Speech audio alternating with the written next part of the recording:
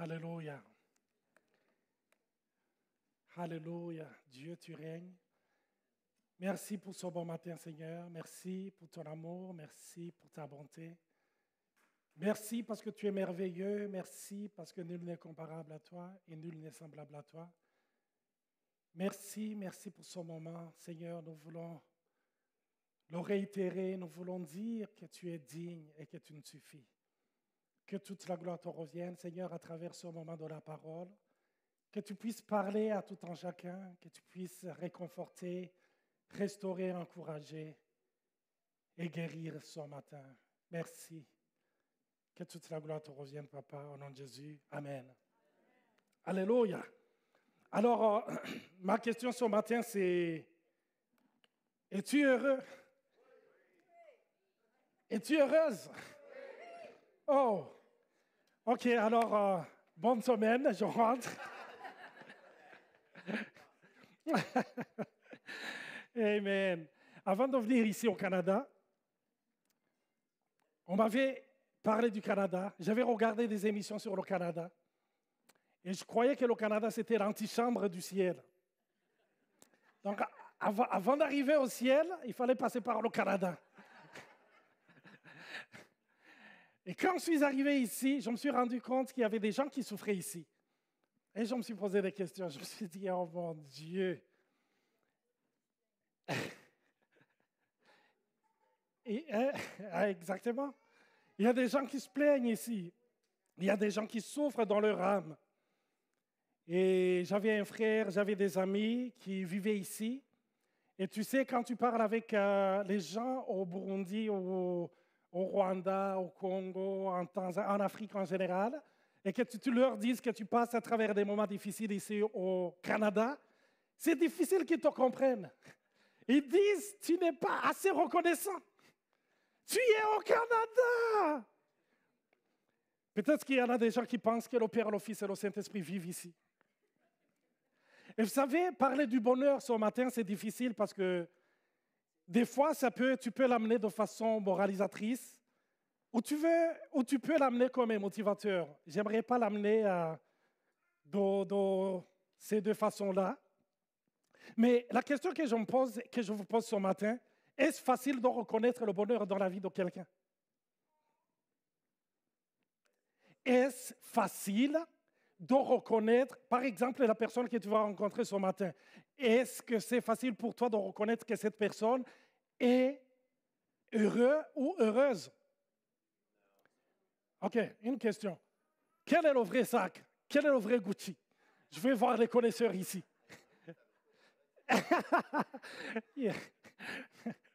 Pierre-Alexandre dit qu'il y en a qui sont fabriqués au Maroc. OK. Quel est le sac? C'est quoi le vrai sac Gucci ici? Orange. Et c'est Coco Chanel. Il ne fallait pas me corriger. OK, c'est bon. C'est lequel qui est le vrai? Le noir. Qui pense le noir? Qui pense l'autre?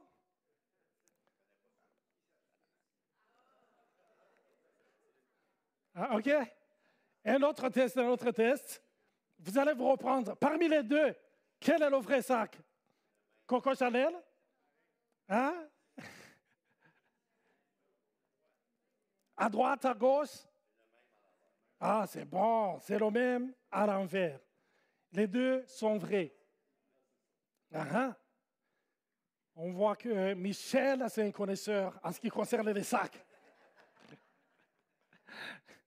Et vous savez, le bonheur est pareil. C'est difficilement reconnaissable. J'ai parlé il y a 2 semaines ou 3 semaines à une amie qui vit en Ontario et elle m'a appris que son collègue s'est suicidé et s'est senti culpabilisée parce qu'elle m'a dit c'était l'homme le plus heureux. C'était le collègue le plus heureux parmi mes collègues. Et elle m'a dit, je me sens mal parce que je n'ai pas vu ça, je n'ai pas détecté, je n'ai pas compris. Et il y a des gens qui appliquent l'adage « fake it until you make it ». fais semblant jusqu'à ce que tu le vives. Et surtout, en cette période des réseaux sociaux, on dirait que faire semblant d'être heureux, c'est devenu comme un art ou un emploi de temps, un emploi à temps plein. Excusez. On essaie de paraître, on essaie de montrer qu'on est heureux. Mais au fond, il y a des gens qui souffrent. Et il y a le psaume 23 que j'aime énormément. C'est David qui dit, oui, le bonheur et la grâce m'accompagneront tous les jours de ma vie. Et moi, j'habiterai dans la maison de l'Éternel jusqu'à la fin de mes jours. Et la question que je me pose ce matin, puis-je être heureux tous les jours de ma vie? Et vous savez, la personne qui a écrit ce psaume, c'est David. C'est David qui a passé 13 années à essayer de fuir Saül. C'est quelqu'un qui est devenu ennemi public numéro 1 de tout Israël. Il était recherché partout. Mais lui, il va écrire, oui, le bonheur et la grâce vont m'accompagner tous les jours de ma vie. C'est quelqu'un qui a vécu la guerre. Il a vécu des moments difficiles. Il se cachait dans les grottes, il se cachait dans la forêt. Mais lui, il dit que ça a été possible pour lui de vivre le bonheur et la grâce. Et le mot qu'on utilise ici, vont m'accompagner tous les jours, c'est le mot qu'on pourrait traduire aussi, oui, le bonheur et la grâce vont s'attacher à moi tous les jours de ma vie. C'est quelque chose qui est possible. Alors la question quand je me pose, puis-je être heureux tous les jours? Peut-être qu'il y en a qui puissent me répondre, Olivier, oui, c'est possible. Il suffit d'être millionnaire. Si tu as beaucoup d'argent, ça va bien se passer. Et la parole de Dieu nous montre dans les évangiles un certain Zachée. Zachée qui avait accumulé beaucoup d'argent parce qu'il pensait qu'avec beaucoup d'argent, il allait vivre heureux. Mais la parole de Dieu nous montre que ça n'a pas été le cas. Parce qu'après, il a cherché Jésus jusqu'à monter dans un arbre. Parce qu'il avait appris que Jésus, il donnait plus que ce que l'argent peut donner. Et il a voulu le rencontrer. Et il était prêt à payer le prix pour le rencontrer, pour le voir. Et Jésus, quand il est venu dans sa maison, imaginez, Jésus arrive dans la maison. Et avant que Jésus lui enseigne, avant que Jésus lui parle de Dieu, lui parle du royaume de Dieu, Zachée, avec la présence de Jésus dans sa maison, il dit, je vais donner aux pauvres. Je vais donner tout ce que j'ai pris. Pourquoi? Parce qu'il a senti que Jésus, dans sa maison, il apportait plus que ce que l'argent a apporté dans sa vie. Amen. Il y en a qui vont dire, ah, il y a le secret pour avoir le bonheur. Pour être heureux, il faut avoir des enfants. Je vois des parents qui rigolent, qui seraient un peu... Et peut-être tu te dis, oh, c'est parce que j'ai commencé par les garçons. Je serai heureux quand je vais avoir des filles. Et les filles arrivent. Oui, c'est le bonheur d'avoir des enfants. Mais croire que les enfants vont te donner le bonheur, c'est se voiler la face. N'est-ce pas vrai? Alléluia! Nathalie tantôt a prié pour Jean-Claude et Marie-Claudine en disant, c'est 4 bénédictions qu'ils ont eues. Mais ce sont des réveils matin et des réveils nuit. Alléluia! Et pour les parents ici qui ont des enfants adultes, vous savez qu'il n'y a pas un âge où les parents sont tout à fait tranquilles en disant, mais avec mon enfant, c'est bon. N'est-ce pas vrai? C'est vrai? Oui, c'est vrai. Les autres diront, tu as besoin d'un chum, tu as besoin d'une blonde. Tu essaies avec une, ça ne marche pas. Le bonheur n'est pas là. Et tu te dis peut-être celle-ci n'a pas été créée avec le bonheur, l'option bonheur en elle ou en lui. Et tu essaies un autre. Et il y a quelqu'un qui l'a essayé avant nous. C'est Salomon, il a essayé 700 femmes. Et il ne s'est pas arrêté là, 300 concubines. Et ça n'a pas marché. Et après, on peut dire, avec beaucoup de sagesse quand même, on peut être heureux. Et Salomon, il va dire dans Ecclésiaste 1,18, avec beaucoup de sagesse, on a beaucoup de chagrin. Oh! Et celui qui augmente sa science augmente aussi sa douleur. Alors je suis tenté de chanter. Il est où le bonheur? Il est où? On se pose la question, mais il est où le bonheur? Il est là, le bonheur. On va voir. Il y a 3 courants de pensée par rapport au bonheur, ou 3 sources. Il y a ce qu'on appelle le bonheur hédoniste. Et le bonheur hédoniste, il consiste à la recherche du plaisir et l'évitement de la souffrance. Cette approche met l'accent plus sur les expériences sensorielles et les plaisirs immédiats.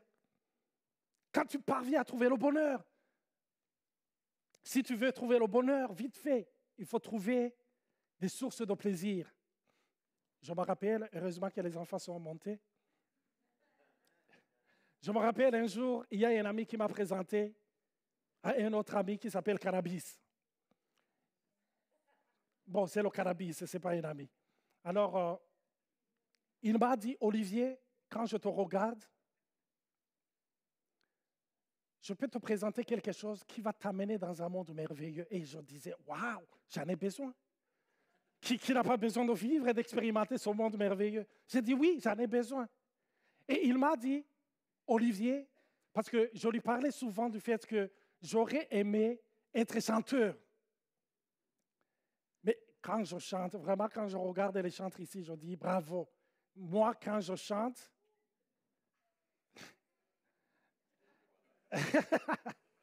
exactement.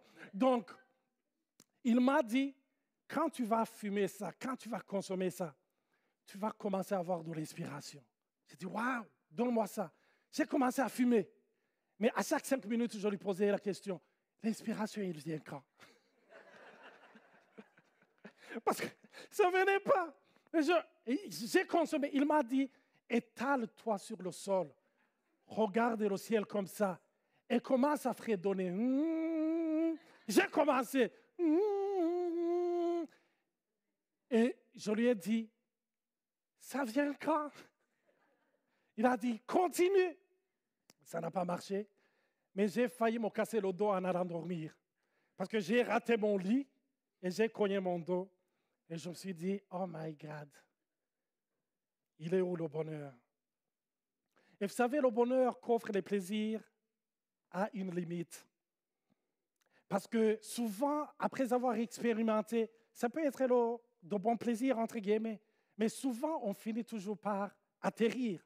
Et quand on atterrit, on se sent plus déprimé qu'avant d'avoir essayé ce type de plaisir, n'est-ce pas? Donc, on a besoin de plus, d'expérimenter plus de plaisir pour pouvoir annuler complètement ou effacer complètement ce malheur qu'on est en train de sentir en nous.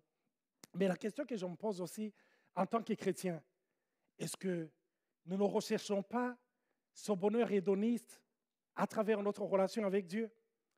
Est-ce que nous ne cherchons pas Dieu pour avoir plus de plaisir et moins de douleur? Je ne sais pas si vous l'avez déjà fait, mais je l'ai fait encore et encore. J'ai suivi beaucoup d'études sur la prière. J'ai lu beaucoup de livres sur la prière. Mais je voulais trouver une formule magique pour que ma douleur puisse disparaître. On aime la louange, le bon moment de louange. Mais des fois, on n'aime pas la louange pour la bonne cause. Parce qu'on aime la louange parce que ça nous procure du plaisir. Et quand on n'a pas chanté les chansons que tu aimes, tu te dis, c'était pas bon la louange aujourd'hui. Parce que la louange, à la base, elle n'est pas faite pour toi. Elle est faite pour Dieu. Amen. Alléluia. Il y a le deuxième type de bonheur, c'est le bonheur hédémoniste. Et celui-là, il réside dans l'épanouissement personnel et à travers la réalisation de son potentiel.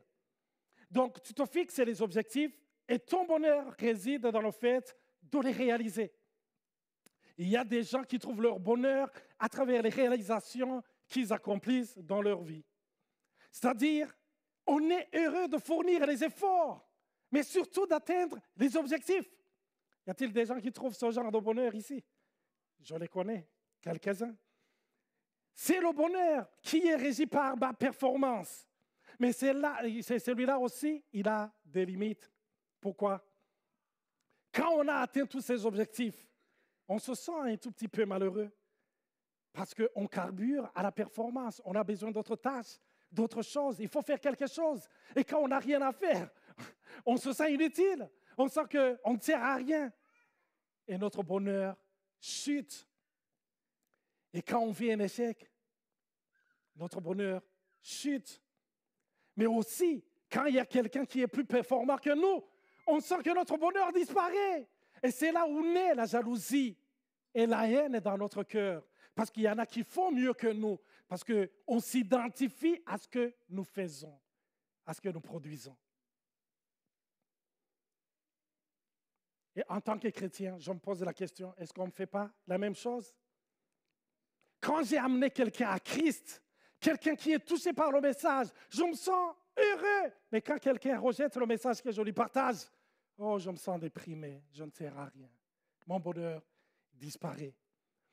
Je prêche comme un dimanche pareil aujourd'hui. Après le service, il y a 10 personnes qui viennent. Olivier, on a été béni. Olivier, on a été béni. Olivier, on a été béni. Après, je rencontre quelqu'un qui dit, de tout ce que tu as dit, je n'ai rien compris. Donc, il me met dans le doute. Parce que je me dis, les 10 personnes qui m'ont dit que je les ai bénis, qu'ils ont été bénis par le message, étaient-ils sincères? Parce que mon bonheur dépend de ma performance. On est heureux de pouvoir servir Dieu à travers la louange et l'adoration. Mais quand on fait une fausse note, tout notre monde s'écroule. Parce qu'on se remet en cause, on se remet en question par rapport à ses connaissances, par rapport à sa compétence. On est toujours ensemble? Le troisième type de bonheur, le bonheur utilitariste. Cette approche met l'accent plus sur l'importance de contribuer au bien-être des autres. Il y en a ici qui sont dans la relation d'aide. Ça leur fait plaisir de pouvoir aider quelqu'un, de pouvoir transmettre, de se sentir utile. Mais des fois, et quand on parle de ce bonheur, de ce type de bonheur, la notion de sacrifice, c'est le mot d'ordre pour ce genre de bonheur. Mais on peut tomber dans le piège parce qu'au lieu d'être au service des autres, on peut être au service de notre bonheur. Je ne le fais pas plus pour les autres, mais je le fais parce que je me sens bien quand je le fais. Je ne sais pas si vous comprenez la nuance. Je n'aide pas les autres nécessairement parce que je les aime, mais je les aide parce que ça me procure du bonheur. Quand on a besoin de toi, oh, tu es au sommet de ton bonheur. Mais quand tu rencontres un groupe qui n'a pas besoin de toi, oh my God, tu tombes par terre, boum, et ton bonheur s'envole. Tu es heureux d'avoir préparé un repas pour ta famille et tes enfants arrivent, encore des pâtes.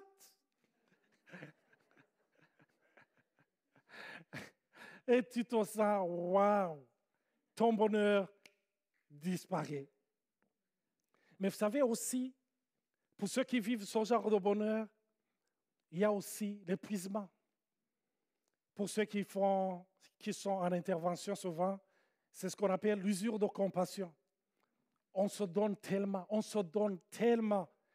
On est à l'écoute des gens qui souffrent, tu les accompagnes. Mais après, il y a l'usure de compassion. Tu n'as plus le goût ni l'envie d'écouter qui que ce soit parce que c'est devenu trop. Ça arrive aussi. Je me rappelle d'une histoire que j'ai lue il y a quelques années. C'est quelqu'un qui est allé voir un psychologue. Arrivé chez le psychologue, il lui parle de son malheur, de sa peine, il se sent mal, il ne se sent pas bien. Et le psychologue le regarde droit dans les yeux. Il lui dit, j'ai peut-être une solution pour toi. Il dit, tu sais, dans cette ville, il y a un clown. Et souvent, j'envoie la plupart de mes patients voir ce clown. Il est génial. Il les fait rire. Et quand ils sortent de son concert ou de son spectacle, les gens, ils ont oublié quasiment leur malheur. Et le monsieur le regarde droit dans les yeux et il dit, je n'irai pas. Et la psychologue dit, mais pourquoi? Je viens de te donner la solution. Et il lui dit, j'irai pas. Tout simplement parce que c'est moi qui suis le clown. Je parviens à faire plaisir aux autres, mais je souffre moi-même. Ceux qui ont été dans la relation d'aide, je ne sais pas si ça vous est arrivé, sentir que tu es là pour tout le monde, mais personne n'est là, n'est jamais là pour toi. Quand les autres appellent, tu es là, tu cours, mais toi, personne ne te pose la question, comment tu vas? Alors, c'est pour cela que je te pose la question ce matin. Es-tu heureux? Comment vas-tu? Pose-toi la question. Pose la question à la personne assise à côté de toi. Comment vas-tu ce matin? On ne va pas commencer la relation d'aide. C'est une simple question. Alléluia. Amen. Mais vous savez, j'ai essayé tous ces types de bonheur, toutes ces sources. J'ai essayé d'aller boire à ces sources, mais j'ai été toujours déçu. Et un jour, on m'a présenté un homme exceptionnel, Jésus, Fils de Dieu, incroyable. Je l'aime à mourir. Et quand même, je n'ai pas une mauvaise voix.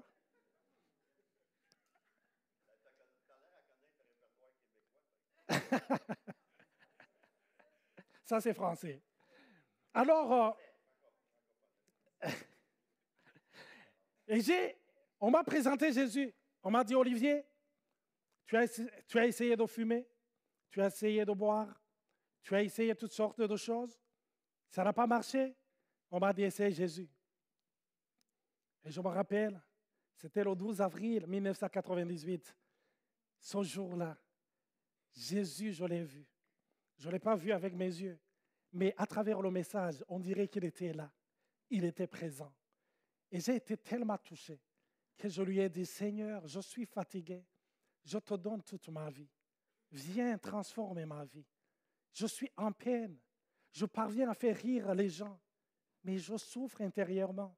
Aide-moi, Seigneur. J'ai failli me suicider 4 fois, mais personne ne pouvait le voir parce que j'étais un gars qui était tout le temps. Mais je souffrais à l'intérieur. Mais ce jour-là, j'ai imploré le Seigneur. Et Jésus, il est venu. Il a remplacé, il m'a donné ce qu'est le joint. On dit le joint, c'est le joint. Ce que le joint ne m'a pas donné.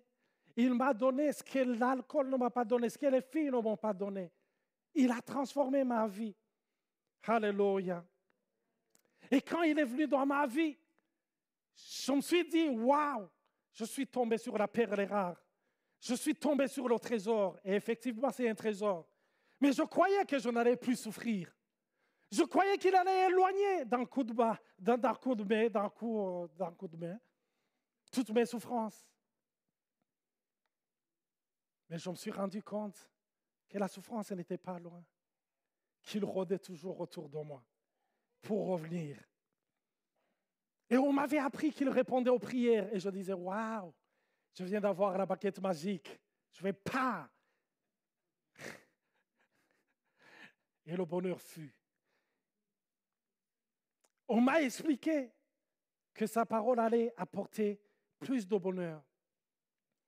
Et quand il ne répondait pas à mes prières, je commençais à bouder.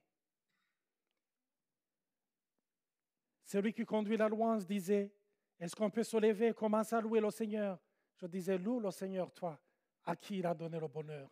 Moi, je me sens mal. Moi, je ne vais pas me lever. Moi, je suis transparent avec toi. Seigneur, tu ne m'as pas donné ce que tu m'avais promis. Et sans m'en rendre compte, Jésus, c'est comme si dans ma tête, je l'avais engagé, qu'il était à mon service, qu'il était là pour pouvoir à mon bonheur. Je l'avais engagé pour qu'il puisse cesser mes peines, mes douleurs et mes souffrances. Mais j'ai réalisé le mensonge dans lequel je marchais. Je n'avais pas compris que c'était moi qui avais été créé pour lui et non lui pour moi. Et le psaume 37, je l'aime énormément. Fais de l'Éternel tes délices et il te donnera ce que ton cœur désire. Mais moi, je l'avais inversé. Moi, je disais, donne-moi ce que mon cœur désire et je ferai de toi mes délices. Ce n'est pas comme ça que ça marche. Recommande ton sort à l'Éternel. Mets en lui ta confiance et il agira. Mais moi, j'attendais qu'il agisse afin que je mette ma confiance en lui. Mais c'est ma confiance avant qu'il agisse. Alléluia. Amen. Je n'ai pas compris la puissance des mots de Jésus. Quand Jésus lui-même était sur terre, il disait, « Père, je suis venu non pour faire ma volonté, mais la volonté de celui qui m'a envoyé. » Je n'avais pas compris que moi aussi, le Seigneur m'avait mis sur cette terre pour que je fasse sa volonté et non ma volonté. Je suis là pour servir à sa gloire. Il n'est pas là pour servir à ma gloire. Amen. Alléluia. Je n'avais pas réalisé tout ça. Et un jour, c'est en 2019, Pasteur Michel a fait une série sur les béatitudes dans Matthieu 5. Et ça m'a tellement touché. Ça m'a tellement touché. Matthieu 5, verset 2. Puis ayant ouvert la bouche, il les enseigna et dit, « Heureux, heureux. » Alléluia. Heureux les pauvres en esprit, car le royaume des cieux est à eux. Heureux les pauvres. S'ils s'étaient arrêtés là, personne ne le croirait. Mais il parle des pauvres en esprit. Jésus montre la voie vers le vrai bonheur. Il montre le chemin du bonheur qui ne passe pas par les choses qui brillent ou des choses attrayantes. Et en anglais, heureux, quand vous lisez la Bible en anglais, on dit blessed, béni. Béni les pauvres en esprit. En d'autres mots, si on est heureux, on est béni. Et si on est béni, on est heureux. Alléluia. C'est le bonheur qui n'est pas de ce monde, qui n'est pas basé sur aucune fondation qui est tangible. C'est le bonheur qui n'est pas basé sur des choses matérielles, qui n'est pas basé sur la beauté physique, qui n'est pas basé sur la connaissance. Et Dieu lui-même s'appelle bienheureux. Notre Dieu veut nous communiquer ce qu'il a et ce qu'il est. Alléluia. Amen. Il parle de pauvreté spirituelle. Et j'aime le mot ptokos. Il avait expliqué, je ne sais pas s'il y a toujours cette série en audio, mais c'était tellement, tellement riche. Il dit, les pauvres en esprit. Il y a deux types de pauvres, ou le mot qu'on utilise en grec. Il y a pénès ou peine, qui est pauvre, et ptokos, c'est aussi pauvre, mais c'est un pauvre qui est mendiant. Pénès, le pauvre, c'est le pauvre qui, tu dis, il lui manque quelque chose, il lui manque pas mal de choses, mais il peut subvenir aux besoins de base. Mais ptokos, c'est un pauvre qui est là et qui ne peut pas survivre sans l'aide des autres. Et c'est le mot que Jésus utilise. C'est quelqu'un qui dépend de la générosité des autres. C'est quelqu'un qui est sur le bord de la rue et qui dit, si tu ne mets pas quelque chose dans mon cap là, je ne vais pas survivre aujourd'hui. J'ai besoin de vous. Le pauvre en esprit, c'est celui qui dépend totalement de Dieu. C'est celui qui dépend totalement de sa grâce, de sa miséricorde. Et il dit, la raison pour laquelle ils sont heureux, ils sont bénis, c'est parce que le royaume de Dieu est à eux. Et le royaume de Dieu possède tout ce que l'homme a besoin. Alléluia. Je n'ai pas de ressources, mais Seigneur, je vais me reposer en toi. Seigneur, je n'ai pas assez, mais j'ai compris que sans toi, je ne peux rien faire. Mes yeux sont sur toi. Celui qui se reconnaît pauvre spirituellement, c'est celui qui est conscient de son vide intérieur et qui se tourne vers Dieu. C'est celui qui a essayé toutes ces sources de bonheur, mais qui a été déçu et qui se rend compte et qui dit, toutes ces sources ont des limites, mais aujourd'hui, je me tourne vers toi, Seigneur. Je viens parce qu'il y a un vide en moi et toi seul peux le remplir. Alléluia. Je ne me rappelle plus si c'est Billy Graham qui a dit, dans le cœur de chaque homme se trouve un vide qui a la forme de Dieu et c'est Dieu seul qui peut le remplir. Alléluia. C'est Dieu seul qui peut le remplir. On peut le comprendre en utilisant quelques exemples. C'est l'exemple de la parabole que Jésus a donnée du publicain, j'allais dire du républicain.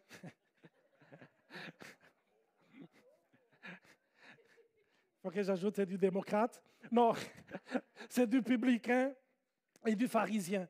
Les deux montent dans le temple et ils vont prier. Et le pharisien, quand il arrive, il est conscient de son autosuffisance. Mais le publicain, quand il arrive, il reconnaît qu'il est pauvre spirituellement. Il n'a rien à mettre sur la table de Dieu pour le convaincre. Tandis que le pharisien, il dit, moi je jeûne, moi je donne ma dîme, moi je prie, moi je ne pêche pas comme l'autre. Mais l'autre est là, il n'ose même pas lever sa tête parce qu'il sait qu'il n'a rien. Il a tellement besoin de lui. Alléluia. Est-ce que ce matin, y a-t-il quelqu'un qui a tellement besoin de lui? En tout cas, si vous priez pour quelqu'un, priez pour moi. J'ai besoin de lui. Amen. J'ai besoin de lui. On peut prendre aussi l'exemple de Jacob. J'aimerais demander au groupe de louanges de venir. J'aime beaucoup. Jacob, il a été malin. Il a utilisé la ruse pour être béni. Il avait toutes sortes de stratagèmes. Essayer, jusqu'à ce qu'il se rende compte que tout ce qu'il a essayé jusque-là, ça l'a fatigué, ça l'a épuisé. Mais ce jour-là, il a rencontré l'ange de l'Éternel. Et qu'est-ce qui s'est passé? Il l'a saisi. L'ange de l'Éternel lui a dit, laisse-moi partir. Mais lui a dit, je ne te délaisserai point, je ne te laisserai pas partir avant que tu ne me bénisses. Parce que j'ai essayé toutes ces sources, ça n'a pas comblé mon vide, ça n'a pas comblé ma vie. Aujourd'hui, je reste attaché à toi jusqu'à ce que tu me bénisses. Et j'aime beaucoup le psalmiste, le psaume 42, verset 2. La parole de Dieu nous dit, comme une biche soupire après des cours d'eau, ainsi mon âme soupire après toi, ô Dieu. Quelle prière. Il y a des gens au milieu de nous aujourd'hui qui sont touchés par cette parole, qui sont conscients qu'ils ont besoin de Dieu, plus que jamais, plus qu'hier. Mais il y en a d'autres qui n'en sont pas conscients. Mais j'aimerais vous dire, Paul a dit, toi qui crois que tu es debout, fais attention de ne pas tomber. On a plus besoin de lui, tout le monde ici. Nous allons fermer nos yeux. Et si tu reconnais que tu as besoin de lui, on peut prier avec toi. On peut prier avec toi. Oh, j'ai besoin de toi, Seigneur. Mes yeux sont sur toi. Si tu as besoin de prière, je ne te demande pas de te déplacer, mais tu peux lever ta main en fermant les yeux. On va prier. Alléluia. Je vois des mains qui se lèvent. On va prier. Père Céleste, merci pour ta parole. Oh Seigneur, on a essayé à toutes ces sortes de sources. On a essayé de boire à ces sources. Ça ne nous a pas comblés. Oh Seigneur, ce matin, on est touché par ta parole. Et on veut être et devenir et rester ce pauvre en esprit qui a besoin de toi. Seigneur, on a tellement besoin de toi. Tellement besoin de toi. Et je prie pour ces personnes, Seigneur, qui ont levé leurs mains, et même ceux qui n'ont pas levé leurs mains. Je prie pour une fraîche révélation, que tu te montres à eux, Seigneur, que tu remplisses le vide dans leur cœur. Seigneur, que tous ces sentiments d'angoisse, d'anxiété, de stress, de peur et de haine et d'amertume, Seigneur, quitte au nom de Jésus ce matin. Merci de remplir de ta paix, et remplir de ta paix qui surpasse toute connaissance, remplir de ta joie qui surpasse toute connaissance, Seigneur. Ta paix et ta joie qui n'est pas de ce monde, le vrai bonheur, Seigneur, que toi seul peux offrir. Seigneur, je prie pour ta paix. Inonde ton peuple de ta paix et de ta joie. et que toute la gloire te revienne, Papa. C'est au nom de Jésus que nous te le demandons. Amen. Que le Seigneur vous bénisse. Amen.